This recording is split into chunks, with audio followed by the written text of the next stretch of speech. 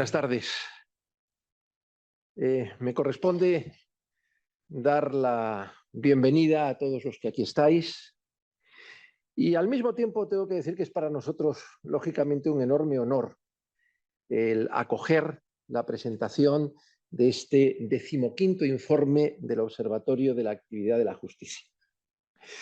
Buen momento, además, creo, para rendir homenaje y agradecimiento a los cientos de jueces y magistrados que día a día, con su labor, cumplen y desempeñan una importantísima función constitucional, garantía de la pacificación de los conflictos y esencial, como tantas veces hemos hablado, ¿verdad, Juan?, para el desarrollo económico y la competitividad de un país. Y tiene esto que ver con el tema de este año del observatorio, que es un tema de los temas centrales, la previsibilidad de las decisiones judiciales.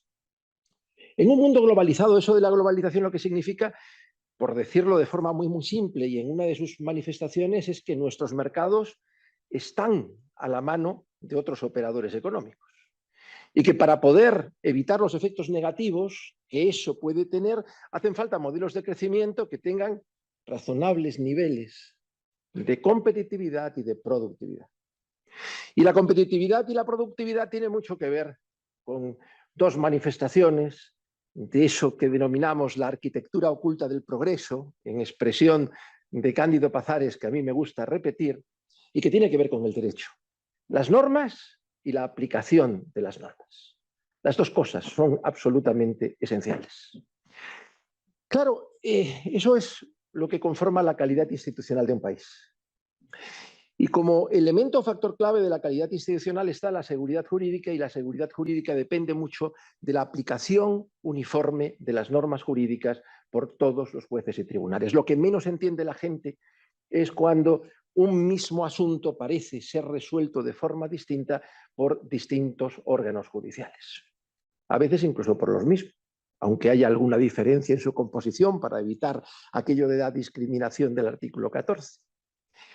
Siempre me llamó la atención una frase que escuché a Díaz Picasso allá por el año 83, cuando se celebraban las jornadas de la Dirección General de lo Contencioso del Estado y hubo unas jornadas sobre el Poder Judicial. Él se encargó de una ponencia sobre la jurisprudencia.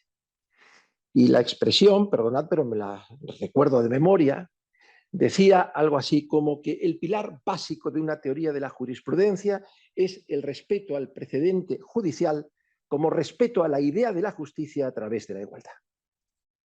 Me parece que resume muchas de las cosas que tratáis en el informe del observatorio, porque la calidad institucional y la seguridad jurídica es un valor económico y es un factor de competitividad en un mundo globalizado, sin duda alguna. Y ponéis de manifiesto en el informe ese círculo pernicioso en donde el retraso en las decisiones judiciales y la diversidad de soluciones a casos similares generan incremento de la litigiosidad que determina falta de seguridad jurídica, que a su vez provoca un incremento de la litigación en masa. Ese círculo pernicioso es el que hay que cerrar de forma absoluta. Y también planteáis mecanismos para la solución de uno y otro. Yo desde los mecanismos que llamáis desde dentro del sistema judicial siempre he pensado que hay que seguir en la línea de reforzar el papel de la jurisprudencia, el papel del Tribunal Supremo como órgano judicial superior en todos los órdenes, salvo en materia de garantías constitucionales, como dice el artículo 123 de nuestra Constitución, y el valor de la jurisprudencia y su fuerza vinculante. Pero junto a esto, me parece que hay otro elemento absolutamente esencial que tiene que ver con la pata normativa. Con la pata normativa. Vivimos en un mundo con muchas y muy malas leyes. Con muchas y muy malas leyes. La política se concentra en política legislativa. Se ha impuesto una concepción legislativa del derecho. Cuando cambian los gobiernos, cambian las normas. Se ha perdido un valor esencial en la configuración más tradicional de la ley, que es la estabilidad normativa. Y la estabilidad no solamente sirve para que los ciudadanos se adhieran a los valores del legislador, sino también para poder dar tiempo a que se consoliden líneas de jurisprudencia que sirvan de guía para la aplicación previsible de las normas. Creo, por tanto, que es importante recuperar ese factor de la estabilidad. No sé si adoptándose por los titulares diversos de los poderes normativos, claro, porque tenemos que hablar en nuestro Estado compuesto y cada vez más complejo de muchos titulares de potestades o poderes normativos. La adopción de un plan de calidad de las normas, una mayor coordinación entre las legislaciones o las leyes del Estado y las de las comunidades autónomas, que en muchas materias están descoordinadas y determinan mayor dificultad en la aplicación de las normas. Bueno, yo termino para no exceder del tiempo que me ha dado Cristina y para dar la palabra a Cristina, que es auténtica motora e impulsora desde la Fundación Aranzadi La Ley, a cuyo patronato me honro en pertenecer desde hace algún tiempo, de este observatorio sobre la actividad de la justicia. Gracias.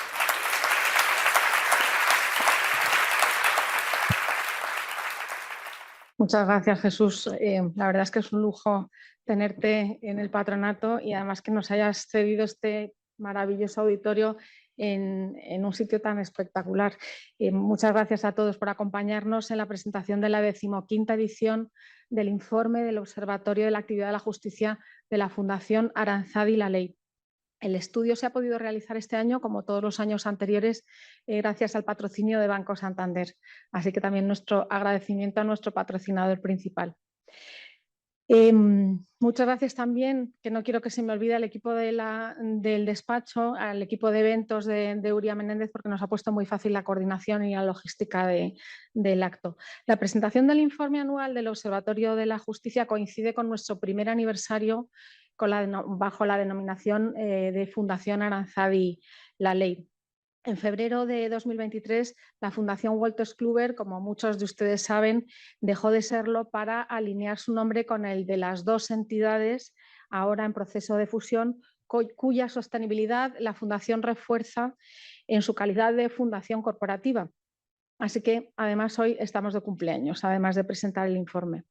Y yendo ya al grano de lo que hoy nos ocupa, no podemos obviar el hecho de que la presentación de este trabajo se produce en una coyuntura política, económica y judicial de gran tensión en España, con intervención de instituciones europeas, también sumada a un contexto internacional que se ha denominado de policrisis, con, bueno, no faltan factores de distorsión, guerras cercanas, conflictos bélicos, intranquilidad también por las incertidumbres climáticas y factores como la desconfianza general o generalizada en las instituciones, que también son factores de distorsión de nuestra realidad y que además contribuyen a agitar la sociedad y como parte de ella también a sus jueces, abogados, fiscales y funcionarios de la Administración de Justicia, y les impide o les dificulta también la labor de bueno, pues la importantísima tarea de resolver los conflictos suscitados entre la ciudadanía, las administraciones públicas, las empresas, etcétera.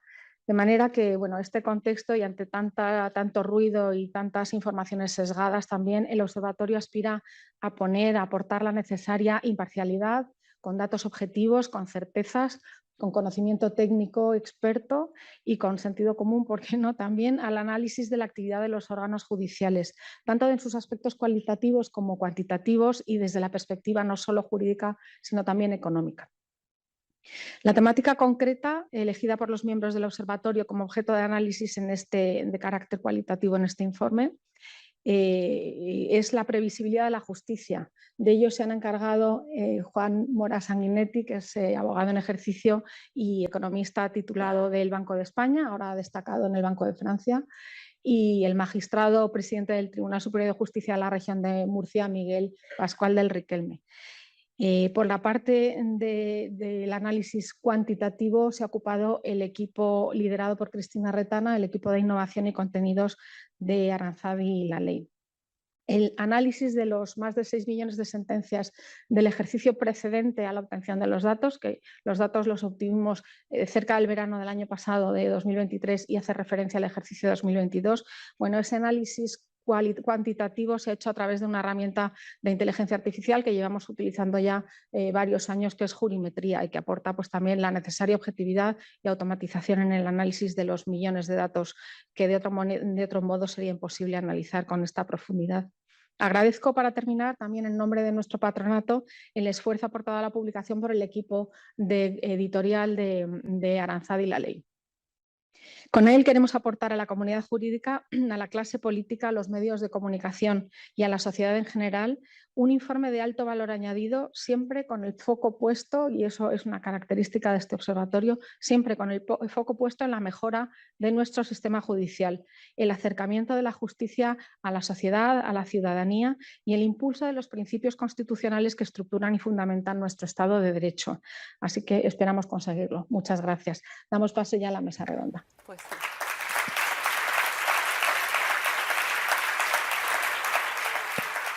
Bueno, buenas tardes a todos y muchas gracias por estar aquí con nosotros.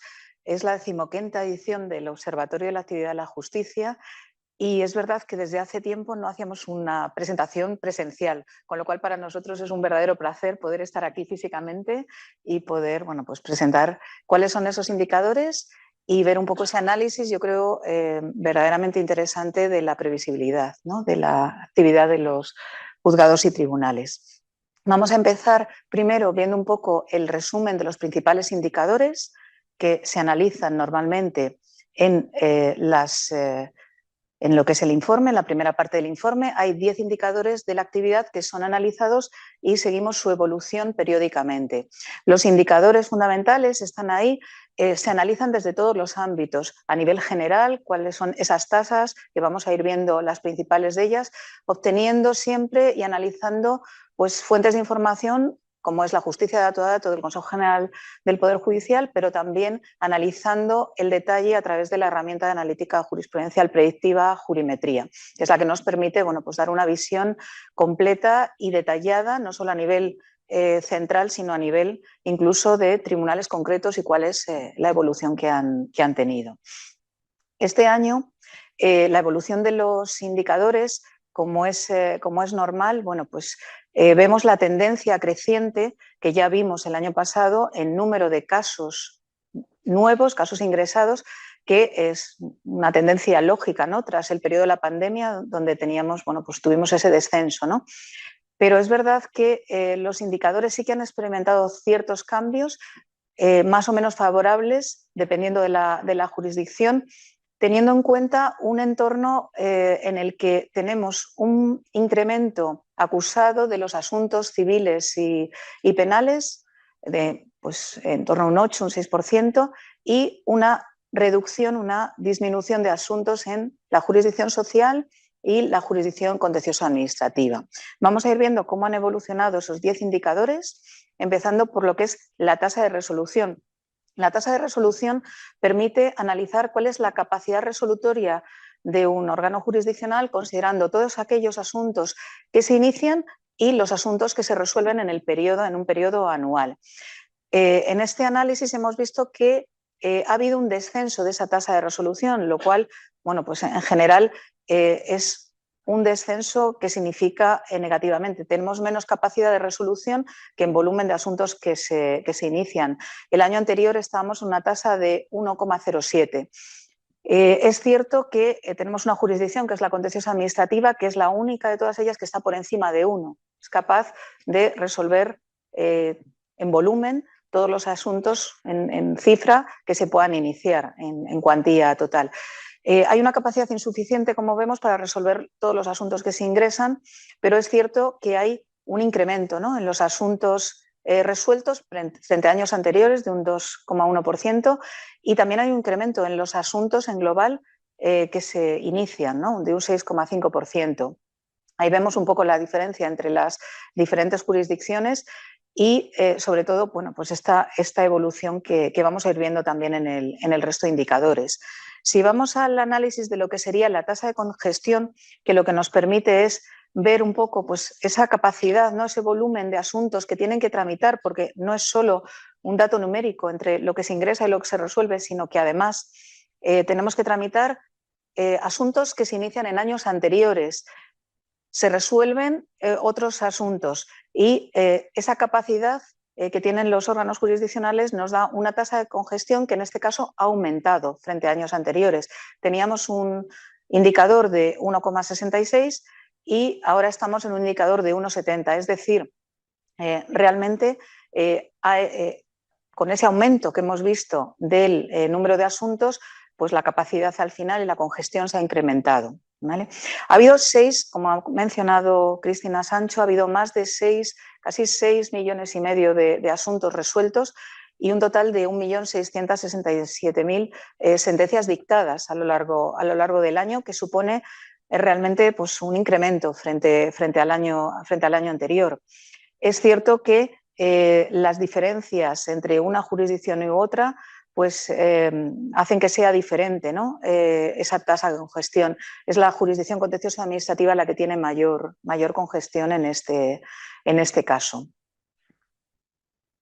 Si analizamos el tercero de los indicadores, que es la tasa de litigiosidad, aquí estamos analizando un parámetro que es el volumen, el número de asuntos judiciales que se inician en relación con el número de habitantes, ¿no? Es una tasa que identifica por cada 1.000 habitantes pues cuántos asuntos, cuál es ese volumen de litigios que se inician. Ha habido un aumento también.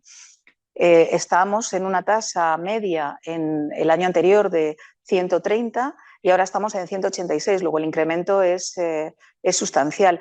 Esto realmente es un reflejo, ¿no?, de esa vuelta a la normalidad tras el periodo de pandemia. Y hay un despunte muy importante, sobre todo en la jurisdicción penal, si comparamos los datos del año anterior. En el informe del año pasado estábamos en una tasa de un 63,22 y se ha crecido hasta 116, con lo cual, bueno, pues yo creo que realmente tiene reflejo, ¿no?, en este incremento medio que vemos de la tasa de litigiosidad. A nivel de la duración media, que es un dato también que bueno, pues que nos preocupa, ¿no?, en su conjunto, cuál es la duración media, ¿no?, desde que el asunto se inicia hasta que finalmente se resuelve en cada una de las jurisdicciones. Aquí la realidad es que hemos mejorado. Ha habido una disminución de esa duración media que realmente, bueno, pues nos ha permitido mejorar un poco los datos, ¿no?, en este informe. Volvemos a datos que realmente no veíamos desde el año 2013. Esto realmente es una consecuencia también, ¿no?, de la interrupción que hubo de los plazos procesales en 2020 y la vuelta un poco a la normalidad.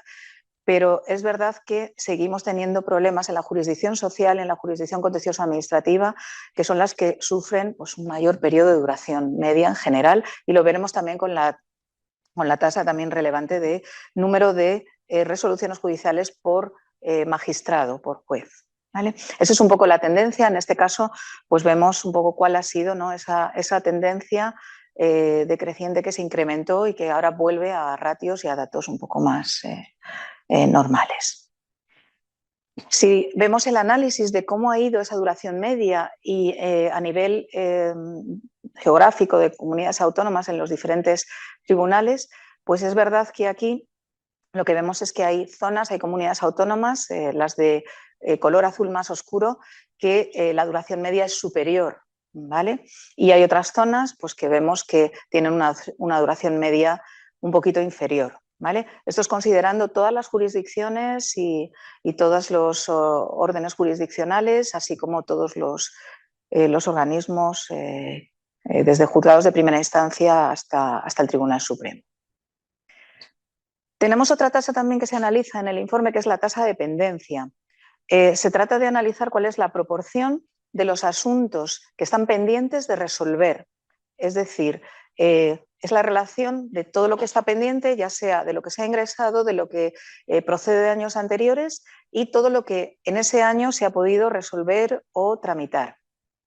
Aquí tenemos un aumento de esa tasa de pendencia que también es... bueno, lo podemos ver en ese gráfico, ¿no?, que ha evolucionado un poquito para arriba. Teníamos el año anterior 0,66 y ahora estamos en 0,70. Si bien es cierto que ha habido en torno a 135.000 asuntos adicionales con respecto al año anterior que se han resuelto por encima del año anterior. pero es verdad que veníamos de unas cifras, ¿no?, de incremento también del número de asuntos ingresados. Un dato muy interesante que mide un poco pues, cuál es la carga de trabajo, ¿no?, de los jueces y magistrados. Aquí realmente bueno, pues, hemos pasado de 310 a 306 con una pequeña disminución, pero y tenemos un dato yo creo bastante interesante, y es que está aumentando una cifra que parecía bastante estable e inmutable en los últimos años, que es la cifra de jueces por cada 100.000 habitantes, que estaba en 12,1, estamos ahora en esa cifra frente a 12 en años anteriores. La jurisdicción social, como ocurría en años anteriores, es la que tiene mayor cantidad de sentencias por juez, en concreto 382. ¿Vale? Que es, como vemos, pues una diferencia importante, siendo la jurisdicción penal, como vemos, la que tiene menor volumen de sentencias por magistrado juez, 197, y estando pues, muy a la par la jurisdicción civil y la contencioso administrativa. Estos son los indicadores que el informe analiza con mucho mayor detalle del que podemos ofrecer hoy aquí. El informe está accesible. Se puede descargar, se puede analizar tanto los indicadores, el análisis de los indicadores, como el trabajo que ahora nos van a comentar los expertos que están conmigo. Y también hay un tema que yo creo que puede ser interesante, y es que todo este panel de indicadores también está desglosado no solo a nivel global, sino a nivel de cada una de las jurisdicciones, de cada uno de los diferentes tribunales, pudiendo ver pues, qué está ocurriendo, por ejemplo, en los juzgados de lo mercantil en general, en un ámbito geográfico concreto, incluso cuáles son los indicadores en cada uno de los juzgados y tribunales que hay en España, en todas las jurisdicciones, accesibles a través de la herramienta Jurimetría. Entonces, recomiendo también que, bueno, para un análisis mucho más profundo y detallado, con todos estos parámetros se puede acceder a la herramienta. Y damos paso ya al interesante tema que analiza realmente pues, el tema de la previsibilidad o la falta de ella en algunas ocasiones, y sobre todo su incidencia en la seguridad jurídica, tanto en los aspectos jurídicos como económicos, que yo creo que es un tema que, bueno, pues que nos preocupa enormemente, y creo que el análisis que se ha hecho rigurosamente y con todo tipo de detalles pues, es algo bastante recomendable para su lectura. Doy paso a Miguel Pascual del Riquelme para que nos comente un poco todo este detalle. Muy bien. Bueno, en primer lugar, muchísimas gracias tanto a Aranzadi La Ley como a Uría Menéndez, que nos acogen en su caso y que nos organizan en el otro. Anualmente venimos acompañando el informe del Observatorio de los Indicadores de la Actividad de la Justicia con un informe complementario. En los últimos años nos hemos encargado Juan Mora y yo mismo, eligiendo un tema que nos parecía que podía ser relevante o interesante. Y en este caso, este año, la temática elegida es precisamente esta que les han comentado, la previsibilidad de la respuesta judicial, la seguridad jurídica. Tenemos un problema, ya lo han percibido. Este año al que se refiere el informe del observatorio, la litigiosidad se incrementó en un 6,5% y la pendencia en un 4,5%. Esto no sería un problema si fuese algo puntual que hubiese ocurrido este año, pero no es así. Desde los últimos años asistimos a una, creo que podemos llamarlo, insaciabilidad de la demanda de servicios judiciales y al mismo tiempo una incapacidad sistémica del sistema judicial para dar respuesta a esa demanda. Tenía unos gráficos de la evolución, pero les doy un dato aislado. Si miramos la evolución de asuntos ingresados, tomando solamente la materia civil, que es la que tiene más peso en toda la carga de juzgados y tribunales, en el año 2001 ingresaron 892.000 asuntos. 22 años después, el ingreso en esa misma jurisdicción y materia es de 2.809.000 asuntos. En este tiempo se ha multiplicado por 3 el número de asuntos que han ingresado solo en la jurisdicción civil y solamente en los juzgados de primera instancia. Y si vamos a la pendencia y tomamos ese mismo periodo temporal, nos encontramos con que en 2001 los juzgados y tribunales arrastraban una pendencia de 661.000 asuntos. Hoy, a finales de 2022, la pendencia es de 1.917.000 asuntos. Otra vez, 3 veces más. Así que creo que no me equivoco en el diagnóstico, por simple que sea. Tenemos un problema. ¿Hasta cuándo vamos a poder soportar esta demanda insaciable, este ingreso de asuntos que parece no tener fin, con una incapacidad ya demostrada del sistema de dar respuesta? ¿Y cuáles son las consecuencias desde los parámetros de un Estado de Derecho que quiere llamarse así y presentarse como tal, y de lo que luego hablará en un análisis mucho más inteligente desde un punto de vista económico mi compañero Juan Mora? Es muy difícil tratar de discernir, bueno, ¿y cuáles son las causas que nos han llevado a esto? ¿Por qué se está produciendo este fenómeno de entrada masiva de asuntos y de incapacidad de resolverlos? Bueno, leí una vez a Fernando Rey, el catedrático, el actor, que decía que todo problema complejo tiene una causa y una solución sencilla, pero equivocada. Y efectivamente, creo que nos llevaría a un trabajo inmenso el poder analizar todas las concausas que dan como resultado esta situación que les estoy describiendo. Pero hay un factor, y este que estamos señalando, que yo creo que incide, y es la falta de previsibilidad de la respuesta judicial, la falta de seguridad jurídica. Seguro que no es el más decisivo, pero está ahí incidiendo en ese problema. ¿Por qué se está produciendo? Y parece que todos lo compartiríamos, esa situación de falta de previsibilidad, de déficit de previsibilidad en nuestro sistema. Lo apuntaba Jesús Ramón, y yo creo que con muchísimo acierto. Estamos asistiendo a demasiados cambios y demasiado rápidos. A la jurisprudencia le resulta difícil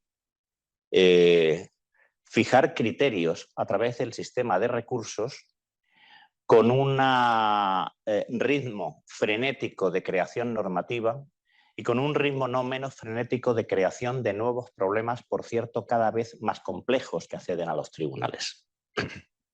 En esa situación, cada vez cuesta más encontrar criterios jurisprudenciales asentados que quienes, yo llevo 33 años en la carrera judicial, antes sabíamos que podíamos tirar de nuestro propio archivo porque eran criterios que se mantenían al menos durante un tiempo razonable, pero que hoy por hoy ya no se producen en tiempos útiles. Es más, diría que en ocasiones nos estamos encontrando con jurisprudencia que termina de dar una certeza cuando ya esa certeza es innecesaria, porque ya se ha producido toda la litigación y ha entrado toda la litigación y hemos dado respuestas. Como nos ha parecido en los tribunales que era oportuno sin tener la jurisprudencia asentada. Quisiera llamar la atención de algo que creo que a veces se olvida, porque tanta imprevisibilidad produce la falta de certeza, falta de criterios asentados de la jurisprudencia, como también la tardanza en dar esa respuesta. Nos encontramos, creo que tanta impredecibilidad traslada una cosa como la contraria. Y efectivamente nos encontramos con enormes retrasos patológicos para dar respuesta en tiempos útiles. No sé si me lo van a poner y si es que sí, y si no, continúo. No. Bueno, pues no pasa nada, se perdió esa presentación.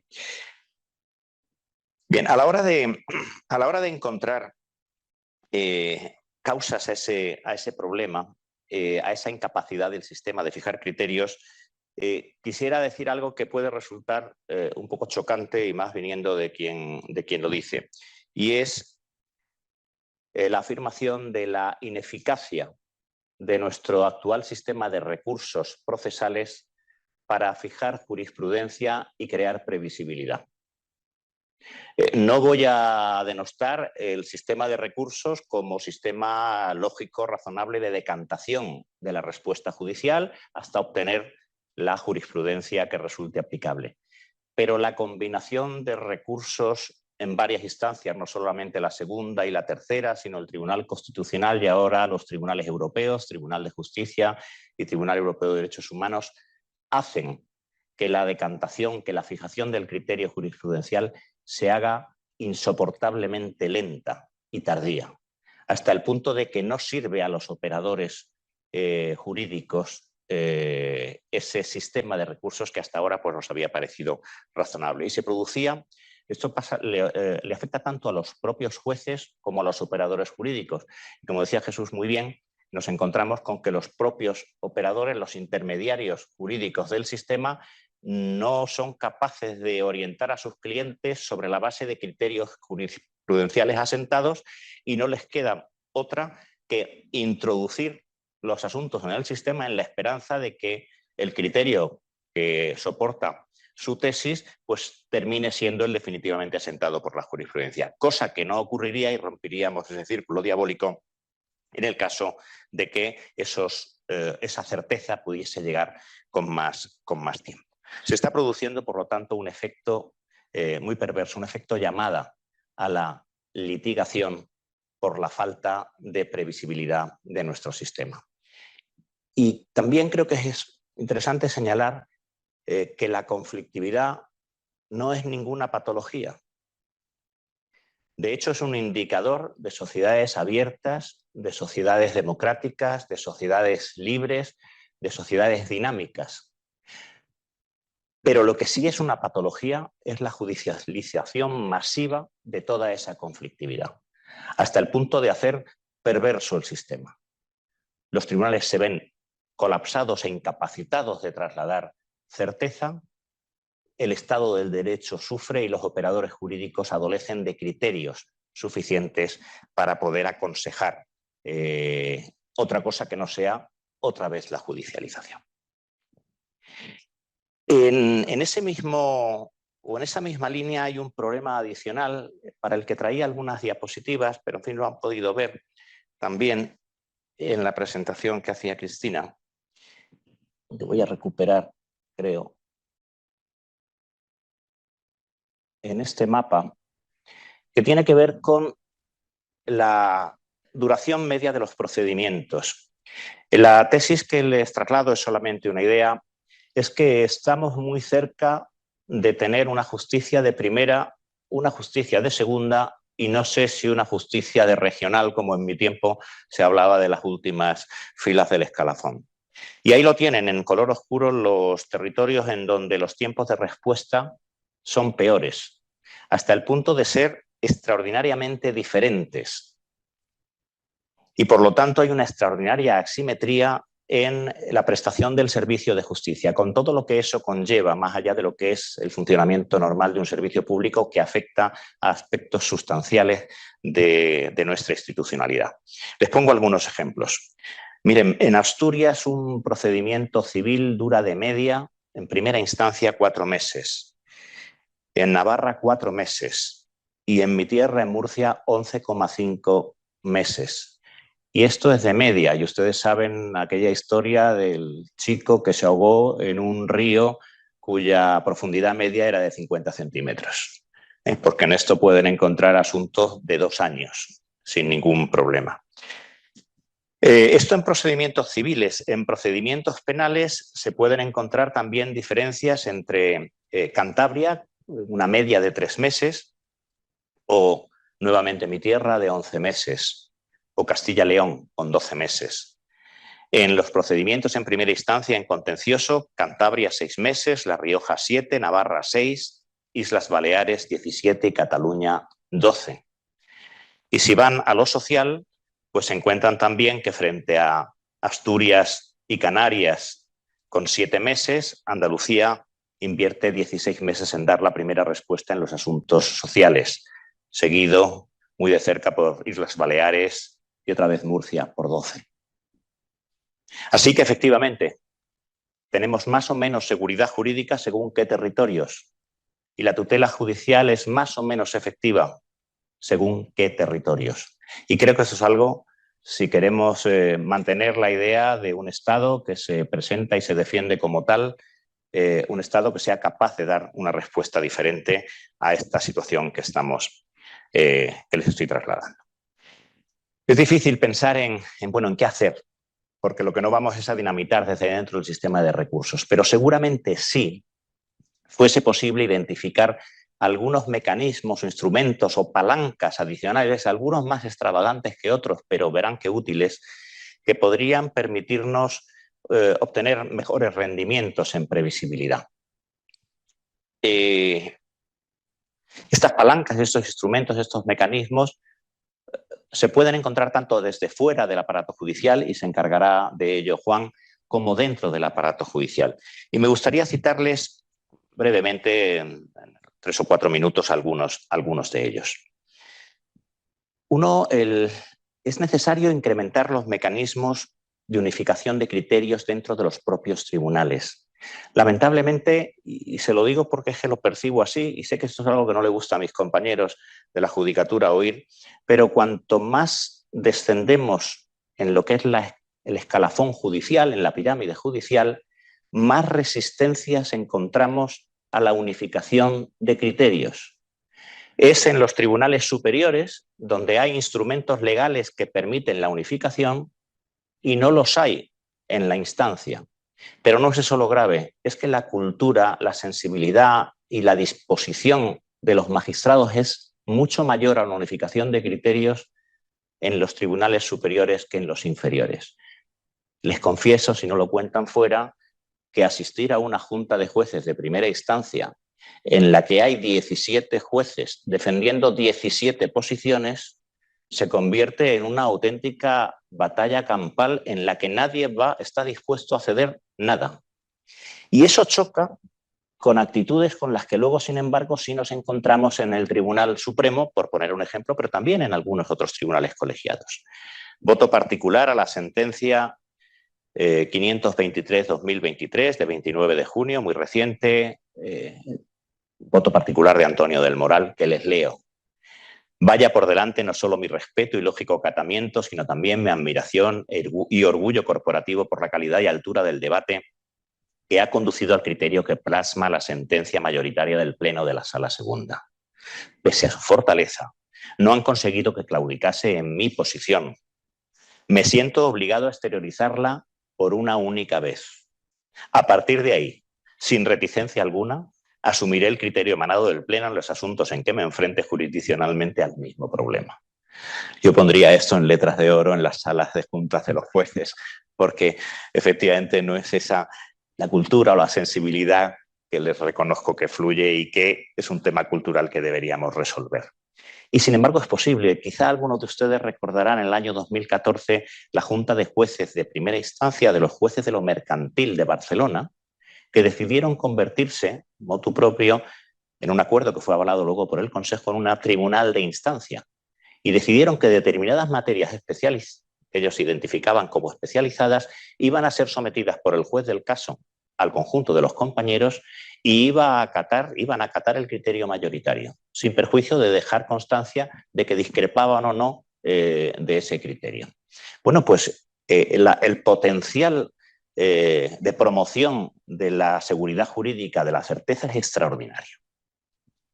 Algunos otros cosas que se pueden hacer, instrumentos, son absolutamente sencillos y sin embargo no los tenemos. La divulgación de aquellas ocasiones en las que sí se unifican criterios, muchas veces en los plenillos de las audiencias provinciales o en el pleno no jurisdiccional del Tribunal Supremo, los criterios no permean al resto de compañeros y muchas veces tampoco a los operadores jurídicos, que siguen a ciegas acerca de cuál es un criterio que, sin embargo, ya está fijado de antemano. En este sentido, mecanismos tan simples, como que el Tribunal Supremo distribuye sus resoluciones que considera de interés a todos los jueces de forma masiva, hacen que estos criterios lleguen masivamente. Deberíamos hacer también porque llegaran a los operadores jurídicos, porque estaríamos también adelantando esa respuesta judicial que tarda, esa certeza que tarda en llegar por los mecanismos. Voy terminando. La aceleración de la respuesta en casos recurrentes o muy novedosos. Esa diarrea, me van a permitir, normativa a la que nos enfrentamos obliga a tener que estar interpretando ex novo las leyes, y también la litigiosidad masa que ahora nos está llegando nos está obligando a tener que tomar decisiones sin contar con esos criterios. Así que sería muy importante acelerar en la medida de lo posible el itinerario a través del cual los tiempos, a través del cual el asunto va por los diferentes recursos.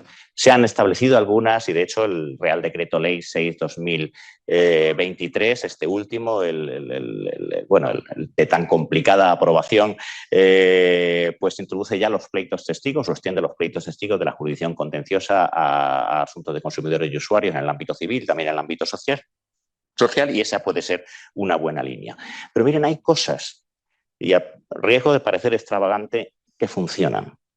En Murcia, la Sala de Gobierno en el año 17 inventó, y tengo que calificarlo así, un mecanismo que denominamos pleitos sonda.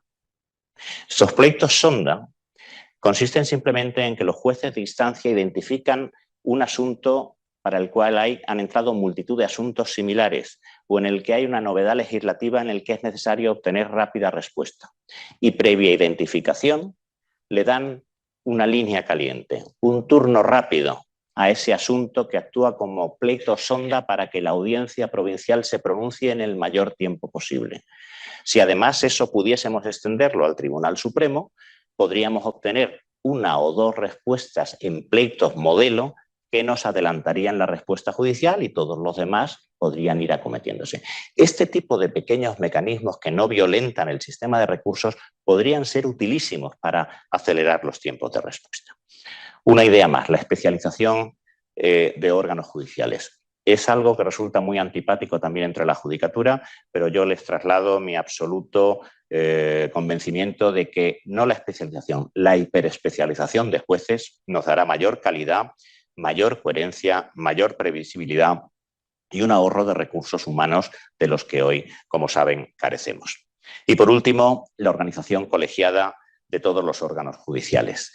Es lo que se plantea en el proyecto de ley de eficiencia organizativa que llevamos esperando ya 3 o 4 años y que, decayó con motivo de la abrupta finalización de la 15ª legislatura y nos hemos encontrado con que todavía no lo tenemos, aunque anuncian que sí lo aprobarán en breve. Pero lo cierto es que tenemos hoy 3.803 jueces de primera instancia y son ellos los que tienen que dar individualmente respuesta a todos los problemas de las novedades y de los asuntos novedosos y de las nuevas leyes y normativas que se producen sin tener esos criterios. Y ese número es un número extraordinariamente, desatinadamente alto y que contrasta con lo que ocurre en Europa, donde hay apenas un montón, decenas de tribunales colegiados del tipo de los que se crearán, que serán en toda España 431 tribunales colegiados, en los que se integrarán los jueces unipersonales, pero que estarán organizados a modo de tribunales colegiados y en el que el fomento de los criterios unificados será mucho más fácil por la actuación proactiva que puede hacer el presidente de cada tribunal de instancia o de cada sección para ir unificando esos criterios. En cualquier caso, y con esto acabo, es mucho lo que nos jugamos. Está en juego, como antes señalaban, la igualdad ante la ley, la confianza ciudadana y la sostenibilidad del propio sistema de justicia. Y algo que le oí decir una vez precisamente al juez decano de lo mercantil de los tribunales que hicieron ese acuerdo del 2014 al que antes me refería, que cuando nos vino a contar a Murcia la experiencia nos dijo: hemos hecho esto porque estamos intentando que la Administración de Justicia no caiga en la irrelevancia por la incapacidad de dar respuesta a los asuntos que nos plantean. Muchas gracias.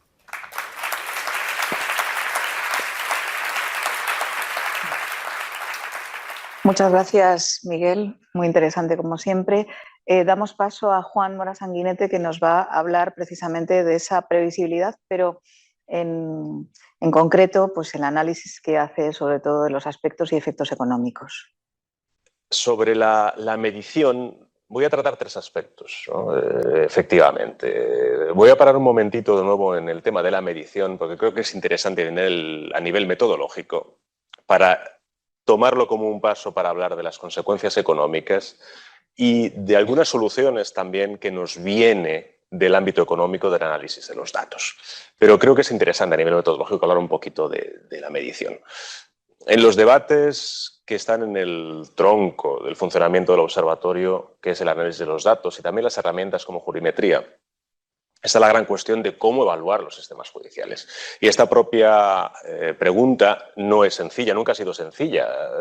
La justicia, en parte, forma parte de los debates inflamados porque hace años no se medían las cosas y formaba parte del mundo de las percepciones y, por tanto, un ámbito perfecto de discusión, de política, de charla, en fin, agresiva tal vez, en la cual todo el mundo podía tener razón y si bien es difícil medir la justicia, hay que intentarlo.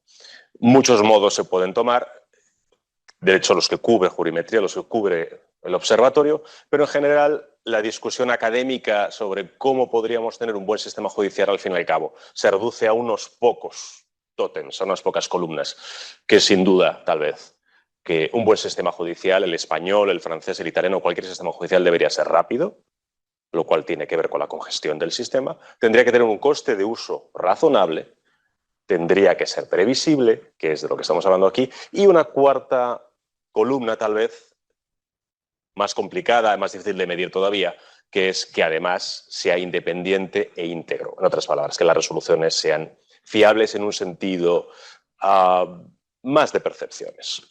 Bueno, todas las medidas son importantes, de hecho todas se ven correlacionadas a nivel estadístico, a nivel analítico, y por tanto no nos equivocamos nunca al hablar de una olvidando las demás, porque al fin y al cabo todo está correlacionado. Pero en este observatorio, todo el equipo, Miguel y yo también, nos pusimos la gorra de intentar medir una de las tres principales columnas, pero la más difícil de las tres a nivel de medición, que es la previsibilidad. Porque claro, se le pregunta a alguien, no necesariamente jurista, sino más bien un no jurista, ¿qué es la previsibilidad de la justicia de una sentencia? Y la respuesta es un resultado del mundo de las ideas, bueno, pues que sea previsible. Es decir, previsible es que pueda tener una cierta idea como ciudadano o como empresa de que aquello que es mi percepción sobre lo que es la justicia en mayúsculas se parece a aquello que voy a observar y además se mantiene en el tiempo y además es parecido en todos los juzgados y por tanto eso me ayudaría a no litigar cuando no tengo razón, tal vez. Bueno, pues precisamente esa es tal vez la idea de la previsión del mundo de las ideas, es lo que tenemos que superar para pasar al mundo de la previsión con datos. ¿Y cómo se puede medir con datos, o al menos aproximar con datos, lo que es la previsibilidad? Pues está en el centro de la cuestión que tanto se repite en el observatorio en esta edición y que hemos tratado de forma expresa. Y es en el círculo de previsibilidad con conflictividad. Un sistema imprevisible, un sistema en que las partes tal vez puedan esperar distintas resoluciones ante el mismo tipo de caso, el mismo tipo de conflicto, llevará a la conflictividad.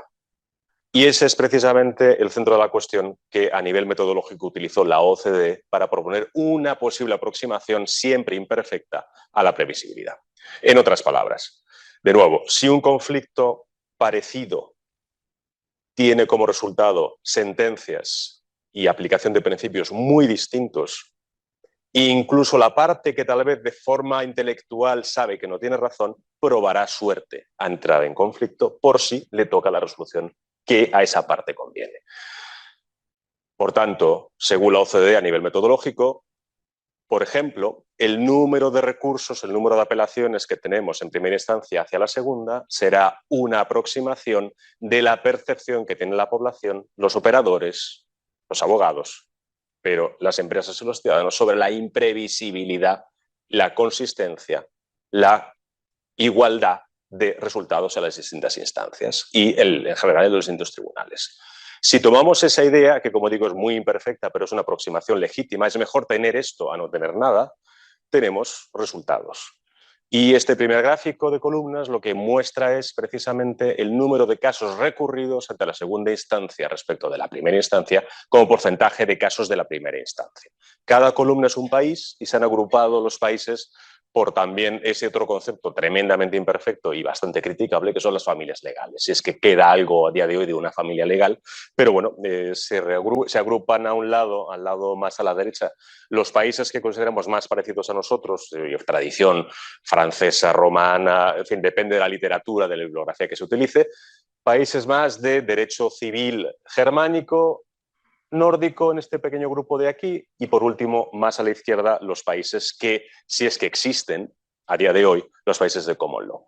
Bueno, pues si que lo que observamos rápidamente tendríamos al menos que centrarnos en el grupo nuestro que es comparable, que sería el romano-francés y que tenemos ahí, la columna en rojo es España y que nos indica los datos objetivos, pues que cerca del 8% de todas las sentencias de primera instancia se recurren a segunda instancia en España. Y hay diferencias, que es lo interesante, porque con datos comparables nos dicen los datos que esto ocurre solamente en un 5% de los casos en Portugal y en cambio, por cierto, ocurre en el 12% de los casos en Francia.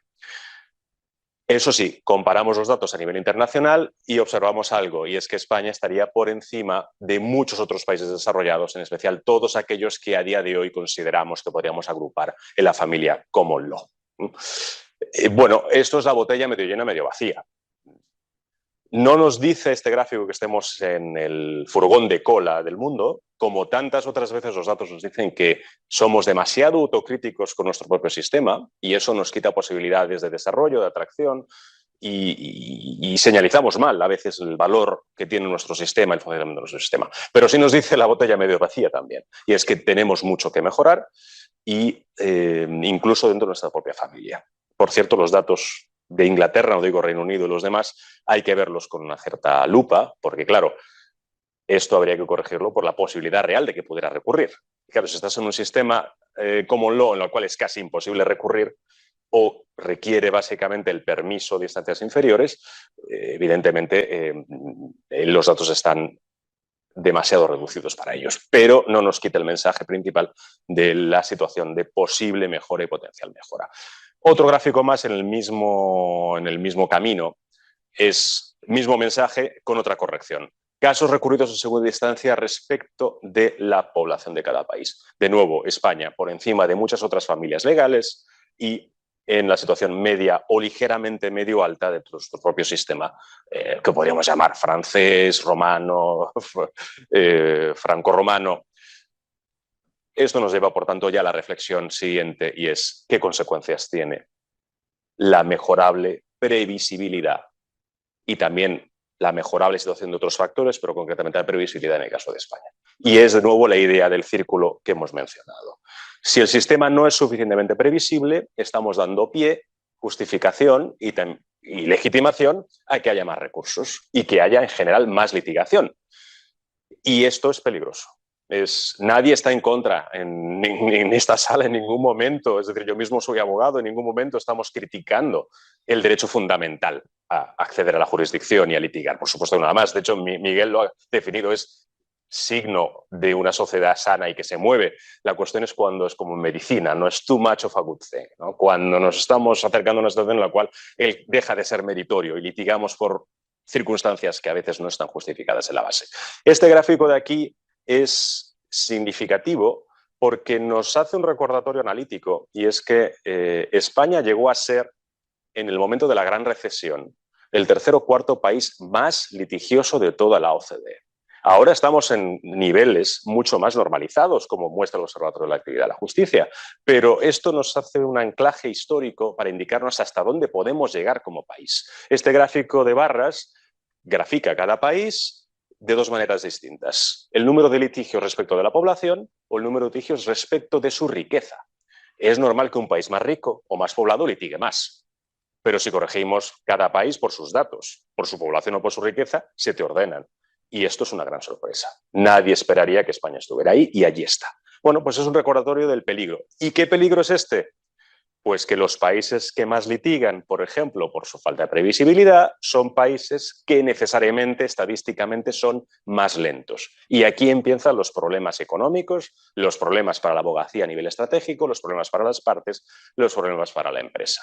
Sabemos seguro, dentro de lo que la estadística nos da como seguridad, que son los típicos niveles de confianza, sabemos que es muy significativo que los países que tienen más tasa de litigiosidad, por ejemplo, por su falta de previsibilidad, son países que son también más lentos, muy claramente a nivel estadístico. ¿Y esto qué nos significa? Pues significa separarnos del mejor estándar judicial que nos podría dar el propio país. Y si España no está en el mejor estándar posible, por ejemplo, cuando Miguel ha comentado casos concretos de Asturias o Navarra, por ejemplo, como ejemplos de las Españas a distintas velocidades, que no debería ser porque es un poder central del Estado, pues la falta de acercamiento a ese mejor estándar en España hace que perdamos hasta un 7% de emprendedores. La falta de seguridad jurídica, que de esto se trata, hace que muchos, por ejemplo, jóvenes posibles emprendedores no emprendan, como es natural, por miedo, es decir, o es que acaso en nuestras vidas no nos enfrentamos a conflictos. Si tú te sientes poco protegido por el sistema, pues no emprendes o emprendes en otro lugar, es natural hacerlo así. Se pierden estadísticamente hasta un 7% de emprendedores, que esos son menos servicios, menos ideas frescas, menos competencia, menos presión para las empresas viejas y menos tecnología, porque son las empresas más jóvenes y las nuevas ideas las que empujan la tecnología de un país. Y además perdemos en media, ya no los emprendedores, sino en media, perdemos hasta cerca de un 3% del crecimiento del parque empresarial. Las empresas crecen menos. Y por cierto, ¿qué problema, por ejemplo, comparte España e Italia rápidamente como gran bombilla roja en todo el sistema? Que tenemos pequeñas empresas. Somos los países con las empresas más pequeñas. Pues, ¿quién diría que la justicia hay que empujarla para bien? Porque eso ayuda a eso, a resolver los grandes problemas económicos de España. Continúo. Estrategias. Miguel ha comentado ya, y Cristina, los muy posibles diversas estrategias desde dentro del propio sistema a la visión desde fuera. Como vamos a compactarnos para tener un debate posterior, solamente voy a hablar de 3 ejemplos con gráficos de todas estas medidas. Una de ellas, de hecho, ya lo ha comentado Miguel. Una posible medida que hay que discutir, la especialización.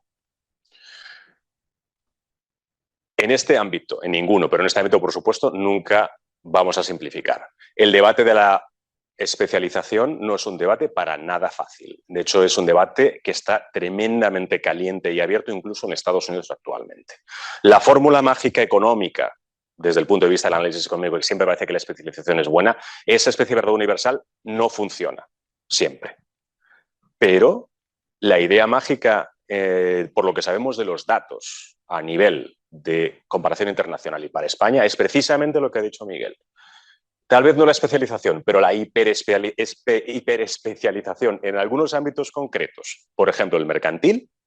Es decir, de verdad partir el ámbito de conocimiento, de verdad, en muy buena especialización, los países que se han embarcado en ello han conseguido menores tiempos de resolución. Este gráfico de puntos muestra y grafica países, los países de la OCDE, también subraya las familias, de nuevo, muy imperfectamente, pero las familias, y claramente muestra de forma significativa a nivel estadística que los países que han hiperespecializado lo mercantil han conseguido, al menos en esas materias, de verdad resoluciones que llegan más rápidas a las partes, a las empresas, a los ciudadanos y, por supuesto, al sector jurídico, que es el que mueve, al fin y al cabo, todo este sector. Bueno, pues ahí tenemos una posible fórmula, pero siempre con cuidado, porque también tenemos experimentos estadísticos en los cuales la especialización no ha funcionado. Pero tenemos un caso de hiperespecialización que sí que ha funcionado y que nos lleva a buenos resultados. Otra idea. Bueno, en alguna ocasión este tipo de gráficos a mí se me han definido como los gráficos del terror. Vamos a ver. Intentar medir la regulación. Es una palabra, pues no es una palabra española, hablo de derecho escrito, hablo de normativa, pero déjeme que use la palabra regulación porque está como más de moda a nivel internacional. Medir la regulación no va contra nadie, es medir y proporcionar indicadores sobre algo. ¿Qué nos dice la información que tenemos? Bueno, pues España se está acercando a la, de nuevo una palabra poco adecuada, producción normativa de 12.000 actos, reglas, normas, leyes, normas con menor rango que la ley, hablamos de todo el derecho escrito, 12.000 normas nuevas al año. España viene de una producción, de nuevo una palabra, como digo, poco adecuada, de los años 80, de 3.000 normas nuevas al año. Estamos produciendo, publicando 4 veces más normas que los años 80. Es natural que los operadores se pierdan, las empresas se pierdan, naturalmente, los ciudadanos se pierdan, pero hasta que los jueces y los magistrados estén maravillados por una situación en la cual hay tantos cambios normativos que requieran ser entendidos por la jurisprudencia. Este gráfico, a modo de ejemplo, simplemente muestra también la realidad de la rotura del mercado, hasta cierto punto, que también genera probabilidades de error a la hora de invertir como una empresa. Cerca del 65-70% de todas las normas que publica España ahora mismo son de niveles autonómicos y locales. Es decir, es un mercado cada vez menos integrado. Y además, cada autonomía, por ejemplo, y aquí no hay nada contra nadie, es medir y publicar datos. Cada autonomía, según pasan las décadas, tiene un propio sistema de gestión de su propia normativa. Tenemos datos objetivos que relacionan estos fenómenos también con la cada vez peor redacción de las normas, con mayor congestión judicial. Lo tenemos a nivel de datos. Y última, transparencia. ¿Qué más podemos hacer? Bueno, podemos pensar en la especialización. Podemos pensar en, sin duda, políticas de mejor regulación, de better regulation, y por último, no por último, pero como otro ejemplo más, la utilización de los datos y de la estadística judicial, la jurimetría y la modelización de los datos en los órganos judiciales a nivel global del Consejo, pero también en los grandes despachos como estrategia, evidentemente, lo que nos da es nuevas técnicas de gestión. Y precisamente una nueva técnica de gestión es precisamente las ondas que ha comentado Miguel. Pero es que este gráfico es anterior a haber hablado con Miguel. Este gráfico es anterior a haber hablado con Miguel sobre las posibles ondas. Este gráfico identifica una nueva técnica de gestión que es posible hacer con datos y con modelización estadística. Y es los países, de nuevo, nube de puntos, los países que han sido capaces de introducir aquellos que se conoce como la identificación temprana de casos largos o problemáticos, son los países que precisamente a lo largo de su historia han conseguido reducir de forma más significativa la duración de sus procedimientos. Muy claramente. De nuevo, los datos es un capital enorme que podemos utilizar para hacer las cosas mejor en justicia y mejor la previsibilidad. Y muchas gracias.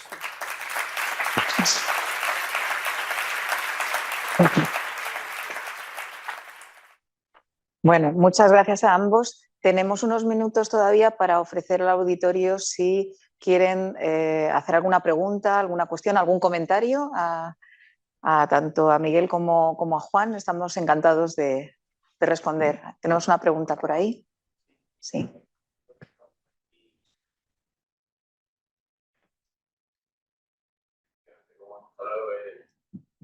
Bueno, pues el colapso del sistema judicial es patente. A mí me hacía mucha ilusión cuando veía eso de 8,4 meses, porque decía, ojalá sea verdad, ¿no? Y Madrid no era de las peores. Yo tengo un proceso en el 70 de Capitanaya que se entregó la Semana Santa pasada y me han dicho que antes de esta Semana Santa esperan incoarlo, que van bastante bien, que han mejorado mucho, ¿no? Entonces, eso está muy bien. Pero las estadísticas son bastante perversas a veces y sobre todo cuando entra la inteligencia artificial.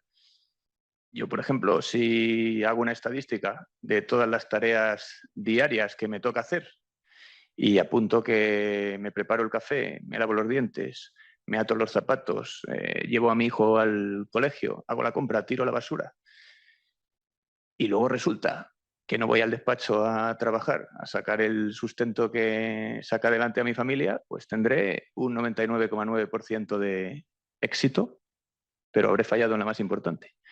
Entonces, entiendo que esto estará bien calibrado y nos lo tenemos que creer, pero el sistema de inteligencia artificial que ha ayudado a obtener todo esto, ¿cómo se ha calibrado realmente para los plazos, para todo este tipo de mediciones? Bueno, si os parece, respondo en este caso yo. A ver, toda la parte de inteligencia artificial lo que ayuda es a analizar un volumen de información, que es toda la información jurisprudencial, que sería imposible analizar manualmente. Son unos indicadores que están basados en unos parámetros objetivos y extraídos directamente de las propias resoluciones y son parámetros que nunca deben ser utilizados de una manera automática. No puedes sacar una conclusión jurídica o una decisión crítica en base a un parámetro, pero te ayudan como punto de partida pues, a un análisis más profundo o a ir viendo y analizando cuáles pueden ser bueno, pues diferentes posicionamientos, qué análisis concreto puedes hacer. No solo de estos indicadores, aquí hemos visto los 10 principales, pero dentro de jurimetría hay muchos otros ratios y datos pues, que se van viendo, ¿no? Y que pueden ayudar, ¿no? a analizar la jurisprudencia desde un punto de vista diferente a lanzar una búsqueda sobre millones de resoluciones judiciales donde tienes una probabilidad, ¿no? Más reducida de poder llegar, ¿no? a aquella argumentación adecuada al caso. Pero son parámetros siempre objetivos y basados en información que consta en las propias resoluciones judiciales. No sé si, Miguel, quieres aportar algo más. Bueno, es sabido que los datos sometidos a tortura terminan confesando cualquier cosa. Esto para empezar. Pero en cualquier caso es el único ejercicio posible el que tenemos de establecer unos parámetros y hacer mediciones, sabiendo que en algunos casos esas mediciones bueno, no reflejan la realidad de asuntos concretos que todos tenemos. Ya lo decía antes con lo del río y la media de profundidad, pero lo que sí nos permiten es dos cosas. Una es comparar. Si utilizamos los mismos parámetros, incluso aunque nos den resultados que puedan estar distorsionados o haya que estudiar, es siempre respecto de distintas realidades y podemos comparar cómo está cada una de ellas.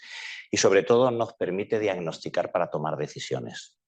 Es decir, si utilizamos los datos, por ejemplo, de duración de los procedimientos y lo combinamos, por ejemplo, con datos objetivos que tienen que ver con las medias de jueces, las ratios de jueces por habitantes, pues entonces nos encontramos, por ejemplo, que Castilla-La Mancha tiene 11,7 jueces por cada 100.000 habitantes, mientras que Cantabria tiene 14,6. Si comparamos y combinamos esos datos, sabemos dónde tenemos que crear jueces, porque sabemos que tenemos un problema de jueces y un problema de esperas. En ese sentido, aunque a veces los datos producen sensaciones extrañas, no se corresponden con la realidad que yo estoy acostumbrado a vivir, tienen un valor extraordinario. Y se lo dice quien ha vivido la mayor parte de su tiempo sin tener ningún dato. Íbamos a ciegas en los juzgados. Uno podía saber aproximadamente los asuntos que tenía registrados mirando el libro, pero no más allá. Aquellos sumatorios de cifras resultaban inviables. Ahora mismo sí tenemos datos, más allá digo de que luego pues, las estadísticas, que además, insisto, son perversas. Por ejemplo, la estadística está computando el número de asuntos por delitos leves o que se archivan inmediatamente en una guardia.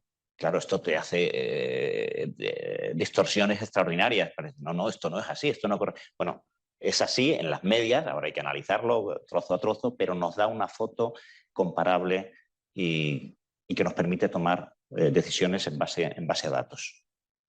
Ese es el valor que yo creo que tienen. Gracias, enhorabuena, por supuesto, por este magnífico informe una vez más.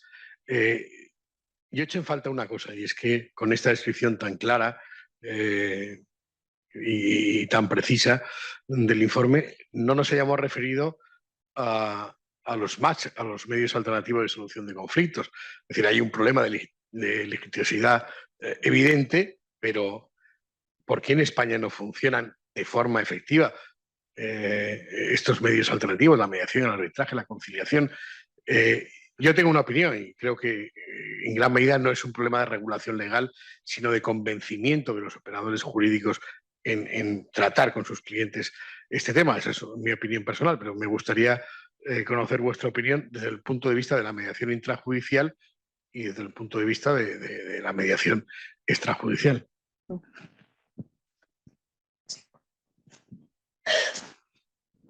Le va a costar trabajo encontrar un convencido de la mediación intrajudicial más que yo. No solo por un problema de sostenibilidad del sistema judicial. Sí, no podemos soportar las cargas de trabajo y esta ya es una razón bastante para que encontremos alternativas al litigio, para resolver esa conflictividad. Pero además de eso es que la verdad que creo que nuestra sociedad, la que tenemos, se comporta de una manera adolescente e inmadura. Creamos problemas, pero externalizamos la resolución de conflictos y los costes de la resolución de los conflictos, los externalizamos al resto de la sociedad. Yo creo que es un problema cultural, de cambio de paradigma que por alguna razón no termina de correr bien. Las frases nos vemos en el juzgado es la única que se nos ocurre cuando tenemos un conflicto. Creo también que digamos que, a pesar de que los estatutos de la abogacía insisten que los abogados tienen que ofrecer las alternativas y los servicios, creo que la abogacía no termina de visualizar, y seguramente con razón, las ventajas de una mediación que está deficientemente regulada, en la que todavía no se ha generado confianza, que los mediadores de calidad son difíciles de encontrar porque no ha habido mercado en el que experimentar. Ahí tenemos problemas de cambio de paradigma, de cambio cultural importante. Creo que tienen también, y esto saben ustedes mucho más que yo, con la percepción que los operadores jurídicos puedan tener de la rentabilidad de acudir, de la rentabilidad para sus propios despachos de acudir a la jurisdicción o de acudir a la mediación. La mediación debería cobrarse tanto, sino más que la litigación, porque el servicio que se presta a mí es más satisfactorio para el cliente. Pero, en fin, esto requiere de una serie de cambios que son culturales, que son de mercado y que además a mí se me escapan. ¿Qué es lo que sí se puede hacer y estamos haciendo? Los legisladores tienen que establecer los mecanismos para los medios alternos de resolución de conflictos y, como sabe, la ley de eficiencia procesal, la que también decayó y que ahora se ha metido en parte por el Real Decreto Ley 6/2023, preveía la justificación previa de haber intentado un ADR, ¿no? Esto no ha pasado al Real Decreto y sigue, por lo tanto, en el archivo pendiente de salir, y saldrá o no saldrá, y además es complicado que eso tenga una efectividad de modificar o cambiar el mercado. Bueno, yo creo que tiene un arma secreta, que es el tema de las costas, pero en fin, es un tema complejo que yo creo que nos excede, donde a lo mejor sí se puede incentivar la salida extrajudicial a los conflictos.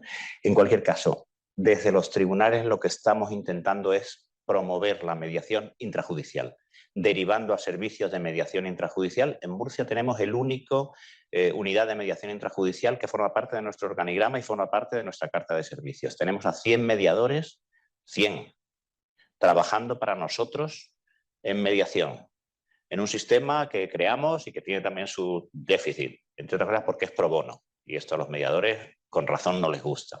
Pero en cualquier caso es un sistema que ha generado una comunidad de aprendizaje y un íter formativo, porque lo que estamos es tratando de provocar forzadamente en el mercado lo que el mercado de manera natural no producía. Es decir, buenos mediadores que ofrezcan servicios de mediación interesantes porque se han experimentado y han ganado experiencia, y además trasladar a la sociedad ese cambio de paradigma. Si en los tribunales derivan a mediación es porque los jueces confían en ella y los abogados les están acompañando y nos están acompañando.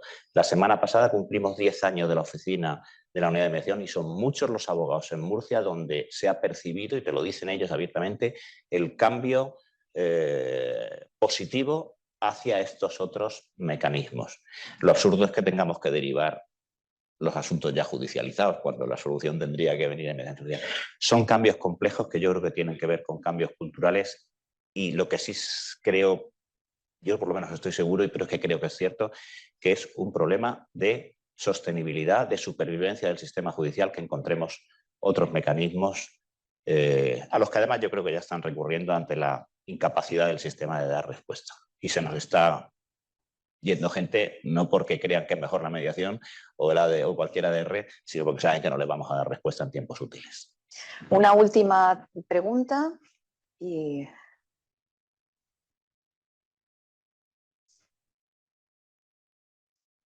Sí, yo quería preguntar una cuestión. A mí me ha parecido muy, muy interesante el diagnóstico y me ha, sobre todo porque he visto algún dato que me ha parecido sorprendente, que desconocía, pero en la terapia a aplicar me ha sorprendido sinceramente no oír una palabra, que es dinero.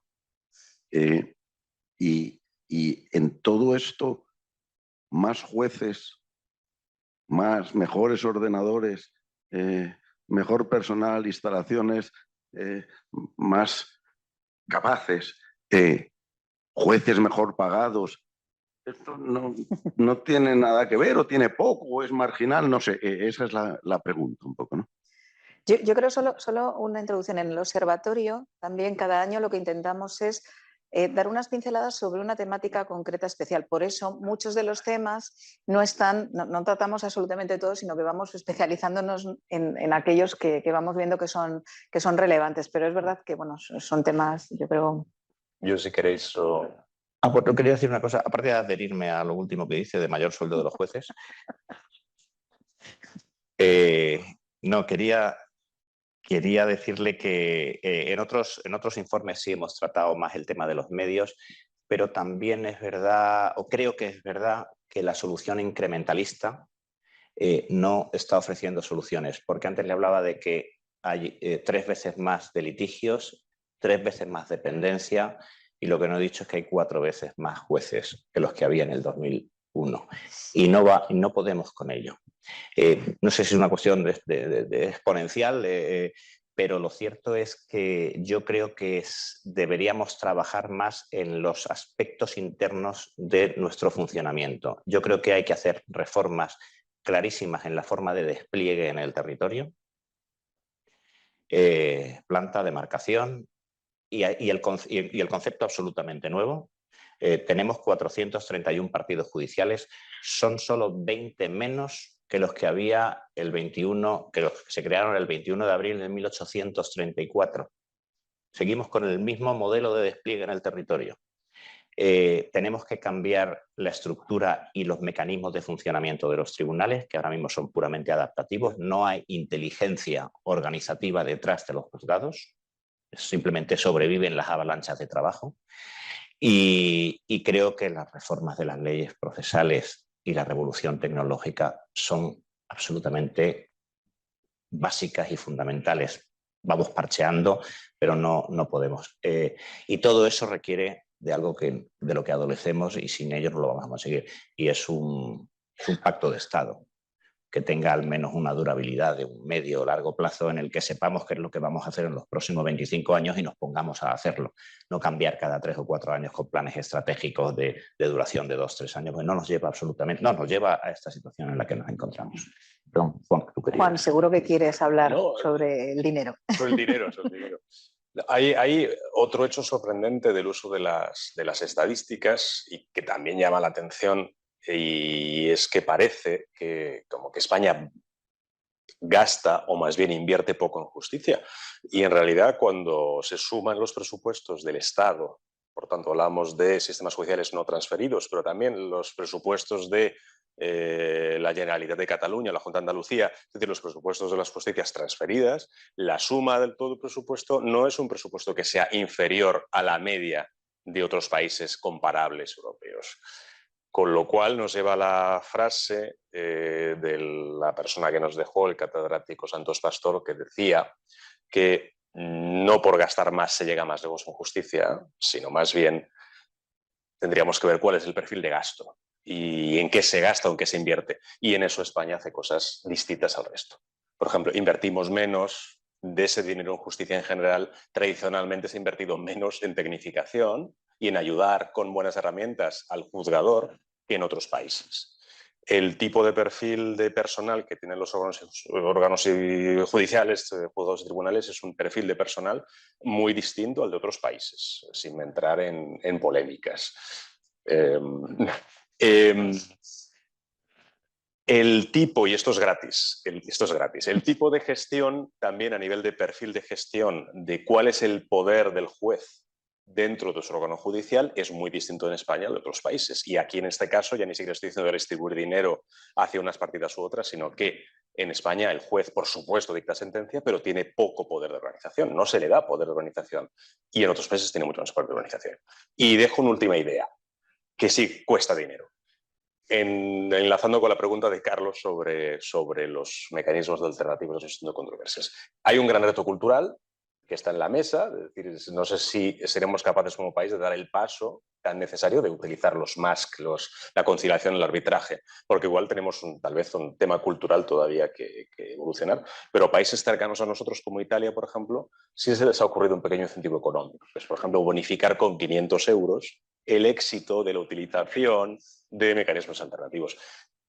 Eso cuesta dinero, pero tal vez puede ser un empujón hacia ese nuevo modelo que nos gustaría, y es que no todo caiga en el sistema judicial. Y complemento justo el dato que da Juan con otro. Nosotros, es verdad, y suele llamar la atención, como dice él, que gastamos tanto como muchos países en justicia de nuestro ámbito, pero la mayor parte de nuestro gasto se va en recursos humanos. Y cuando nos comparamos con los otros países del Consejo de Europa, somos de los que más funcionarios tramitadores tenemos y al mismo tiempo de los que menos jueces tenemos. Ese es el tipo de cosas que tienen que ver no con el cuánto nos gastamos, sino, como dice muy bien Juan, en qué nos gastamos.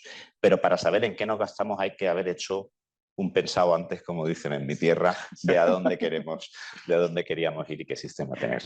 Tenemos una última pregunta. Sí, bueno, más que una pregunta, yo voy a ofrecer una solución. Fíjate qué novedosa vengo. Yo he tenido un procedimiento que llevamos en él pues algo así como 10, 12 años.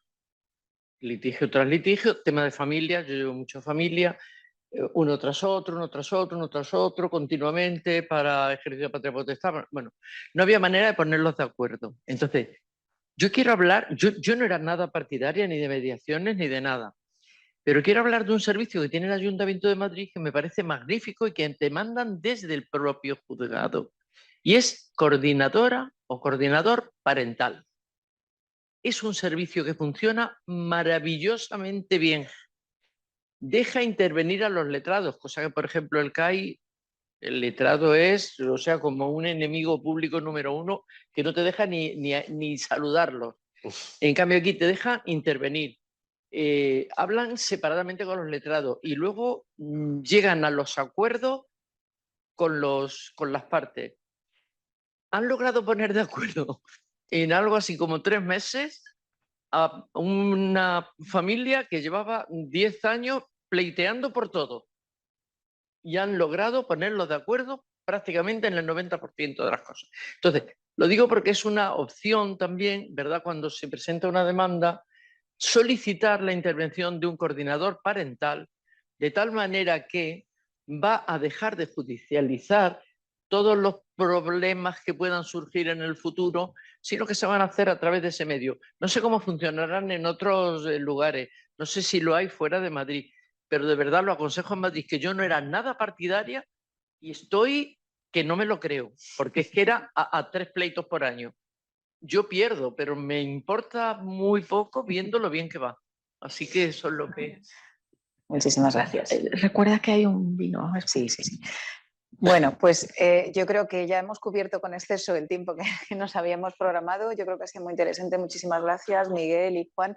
Y gracias a todos los asistentes y, por supuesto, a Jesús por este auditorio tan magnífico. Y ahora pues nos invitamos a todos a una copa de vino español en la sala contigua. Muchísimas gracias.